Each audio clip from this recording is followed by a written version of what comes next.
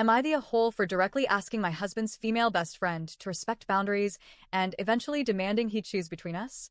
I, 28F, have been married to my husband Jake, 30M, for 3 years, and we've been together for 6. For most of that time, there's been a third person in our relationship, not in the physical or romantic sense, but emotionally. Her name is Mia, 29F, Jake's best friend since college. I met Mia just a few weeks after Jake and I started dating. From the very beginning, it was clear that she was a big part of his life. They had this close, effortless dynamic, the kind where they finished each other's sentences, had inside jokes I didn't get, and shared a history that seemed to bond them more tightly than most platonic friendships I'd ever seen. At first, I tried to be chill about it. I told myself that people can have close opposite-sex friendships, and that it's not a threat to a romantic relationship. I didn't want to be the insecure girlfriend who couldn't handle her boyfriend having a female best friend. So I smiled, nodded, and tried to play nice. But over time, that patience turned into quiet resentment. Jake goes to Mia for everything, literally everything. New job? He runs the offer by her first. We have an argument? He texts Mia for advice before he even finishes hearing my side. When we plan our anniversary dinners, he'll ask her opinion on restaurants or gift ideas. It's like she's his emotional co-pilot, and I'm just the person in the back seat tagging along.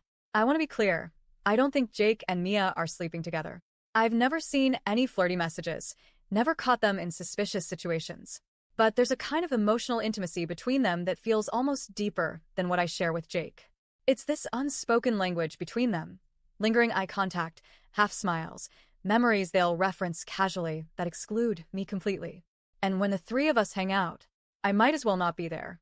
It gets worse. Mia has a key to our house. Apparently, Jake gave it to her years ago when she used to pet sit for him. But she still uses it unannounced. She'll pop in, claiming she thought no one would be home. One time, I walked out of the shower wrapped in a towel only to find her sitting on our couch eating takeout, waiting for Jake. She laughed it off. I didn't. She also likes to reminisce loudly about their college days, inside jokes, road trips, late-night study sessions. She'll say things like, "Jake, remember when we used to stay up all night binge-watching that weird sci-fi show in your dorm? While I sit there trying not to feel like the outsider in my own relationship." I've tried talking to Jake. Many times. I've told him that some of the dynamics in their friendship make me feel left out, even emotionally replaced. But every time, he waves me off. He says I'm overreacting, being too sensitive, or misinterpreting things. He always ends with, "Mia is like a sister to me." Then came the breaking point. We had been planning our 3rd anniversary weekend getaway for months. Just the two of us, no distractions, no work, no Mia. I was genuinely looking forward to it. But the night before we were supposed to leave, Mia called Jake in tears. She had just gone through a breakup, the first relationship she's had in the entire 6 years I've known her. Jake immediately said, "Maybe we should cancel the trip, so I can be there for her." I thought he was joking. He wasn't. I told him that was absurd. She has other friends, and we'd been planning this for months. Then, without any shame, he suggested she could come with us, so she wouldn't be alone. On our anniversary trip, I lost it. We had a massive fight. He ended up leaving to go comfort her that night. I spent our pre-anniversary evening alone while my husband sat with another woman consoling her broken heart. When we finally did go on the trip, he was texting her the entire time to check in and make sure she was okay. I came home from that trip with a decision. I reached out to Mia and asked to meet for coffee, woman to woman.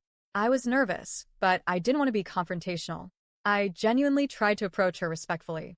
I told her that I appreciated how important she was to Jake, but that some of their behavior had crossed emotional boundaries that were making me feel insecure and marginalized in my own marriage.